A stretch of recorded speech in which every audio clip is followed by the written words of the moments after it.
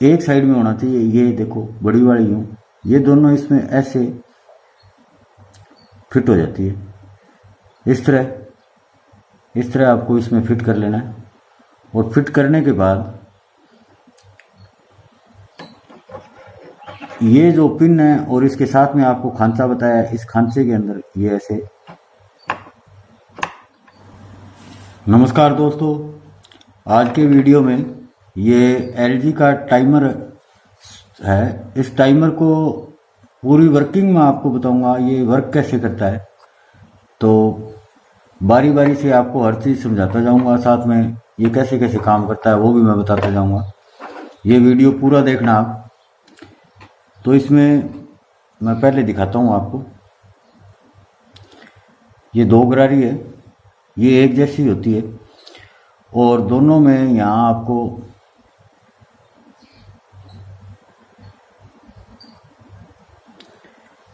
यहाँ टेपर दिखाई देगी। ये सबसे कम टेपर है, फिर इससे ज़्यादा टेपर इसमें है और ये इससे। ये चाल को कम ज़्यादा करने के लिए है। जैसे अपनी वॉशिंग मशीन राउंड लेती है, अगर क्लॉकवाइज 8 सेकंड चल रही है, एंटी क्लॉकवाइज 8 सेकंड चल रही है, तो यहाँ करने पे वो थोड़ी कम हो जाएगी। क्लॉकवाइज 5 सेकंड चलेगी, एंटी क्लॉकवाइज 5 सेकंड चलेगी। यहाँ पे लास्ट पे कर लेते हैं तो यहाँ पे और भी उसकी स्पीड क्या है कि कम हो जाएगी। बार बार राउंड लेना जल्दी जल्दी स्टार्ट कर देगी। तो ये दोनों गरारी है और इनके बीच में एक गरारी ये लगी होती है। छोटी जो गरारी है जिसमें इस तरफ टीथ बने हुए हैं, ये इसके ऊपर ऐसे लगेगी। इसमें देखोगे तो एक कट का निशान है, इस कट के निशान में ये ऐसे फिट हो जाती है। इस तरह ये फिट हो जाती है। ये नीचे की तरफ है गरारी छोटे वाली और बड़ी ये आ गई और इसके ऊपर ये लगी होती है।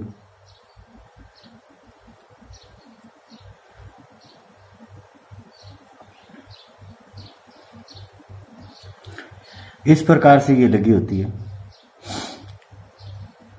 और अब देखोगे तो इसमें यहाँ उभार है, इसमें यहाँ खड्डा है। ये एक ऐसे उभार में होगी तो दूसरी वाली पिन यहाँ इस खड्डे से में चली जाएगी। तो ये आप श्री में क्या करेगी, एक पिन यहाँ ऊपर आएगी तो एक इस खड्डे में होगी।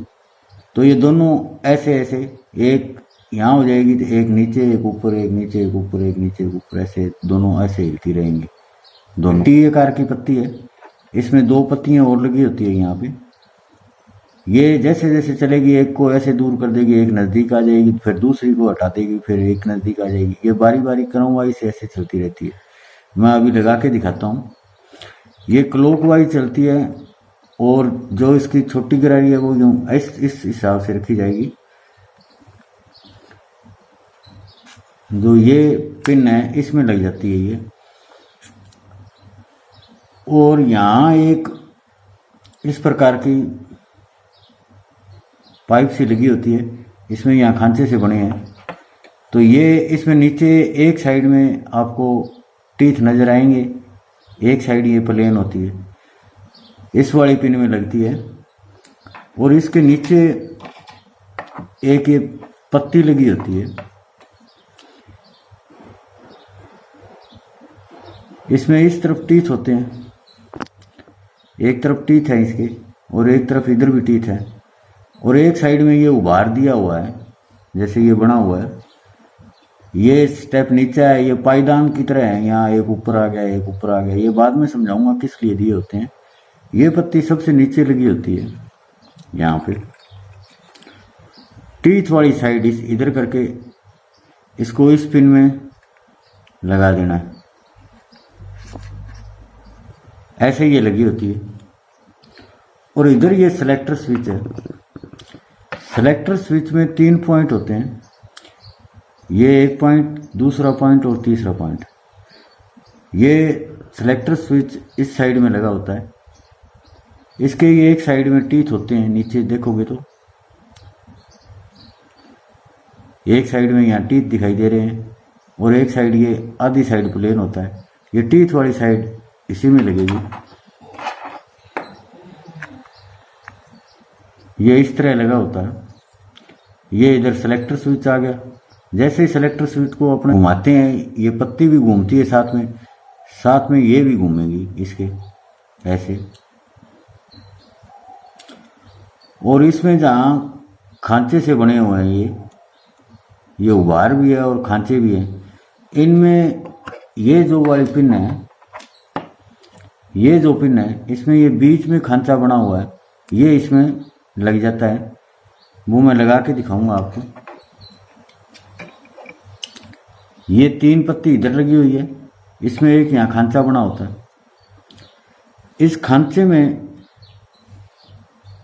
ये ऐसी एक लगी होती है, दिखा देता हूँ। ये ऐसी होती है, ये इस खांचे में लगी होती है और इस लास्ट वाली पिन में इसमें लगती है। अभी मैं ये दिखाता हूँ आपको। ये यहाँ पे इस प्रकार लग जाती है और ये खांचा यहाँ होता है, ये पिन होती है और ये लग जाती है इसमें। और इधर जो सेलेक्टर स्विच है इसके साथ में एक पत्ती और होती है। ये पत्ती दो ये खांचे दिख रहे हैं इसमें और इसमें यूं लग जाती है ये पत्ती। तो इसको लॉक करे रखती है। जैसे घुमाते हैं तो कटक कटक की आवाज़ आती है। इसमें ये दोनों नॉब लग जाती है। एक साइड में ये प्लेन होती है, एक साइड से ये बड़ी होती है।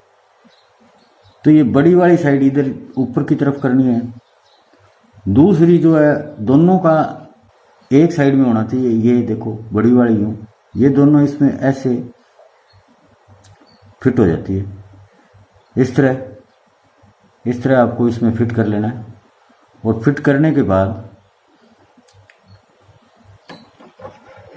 ये जो पिन है और इसके साथ में आपको खांचा बताया है, इस खांचे के अंदर ये ऐसे लग जाती है। अब ये दोनों पत्ती इस तरह से लगी होती है और दोनों खांचे इसके, एक ऊपर वाली यहाँ गरारी पे लगा होता है, एक नीचे वाली गरारी पे लगा होता है। ऊपर वाली गरारी में जब ये खांचे में आएगा तो नीचे वाला उभार में आ जाएगा। इन दोनों में फ़र्क आ जाएगा। इतना देखो ये डिस्टेंस आ रही है ना, ये यहाँ पे ये यहाँ पे है और ये पिन इसके बीच में आ गई है। जैसे ही सिलेक्टर स्विच को ऐसे घुमाते हैं तो ये आगे पीछे की तरफ करेगा इसको ऐसे। ये पिन को अब उभार में आ गया। और जैसे ही अपने इसको यूं घुमाते हैं तो मैंने जो बताया था सीढ़ी नुमा बना हुआ है यहाँ पे, ये जैसे ही इस तरफ जाएगा तो इस पॉइंट को क्या है ऊपर उठाएगा। इस पॉइंट को ऊपर उठाएगा तो ये जो मैंने 3 बताए थे आपको, टेपर यहाँ पे 3 है। ये नीचे वाली ज़्यादा है, फिर उससे कम है, फिर लास्ट वाली उससे कम है। जैसे जैसे अपने ऊपर करते जाएंगे ये पत्ती ऊपर की तरफ उठती जाएगी और ये टेपर से ये देखो ये ऊपर आ गई। अब यहाँ इस पे उभार बहुत कम है। यहाँ इसके ऊपर स्प्रिंग भी लगा होता है जिससे दबाव रहता है। जब ये ऊपर की साइड में आ गई है, अब मैं घुमा के दिखाता हूँ तो ये देखो लास्ट में बिल्कुल ऊपर आ गई है। लास्ट में ऊपर की साइड दिखता है। और जब मैं स्विच को ऐसे यूँ करता हूँ और स्प्रिंग होता है वो इस पॉइंट को यूँ दबा देता है, ये नीचे चली जाती है, इतनी नीचे होती है। तो ये क्या करती है, नीचे वाला जो टेपर है इस पे यहाँ आके ये लग जाती है। ये जो पत्ती लगी होती है ये ऐसे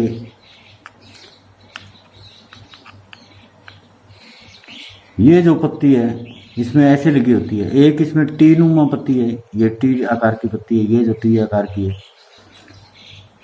इसके तार यहाँ लगा हुआ है, ये तार यहाँ से आके यहाँ ज्वाइंट है। और ये तीसरी वाली पत्ती है इस पे कनेक्ट होता है। मेन करंट आता है जो ये ब्लैक तार है, इससे करंट आता है।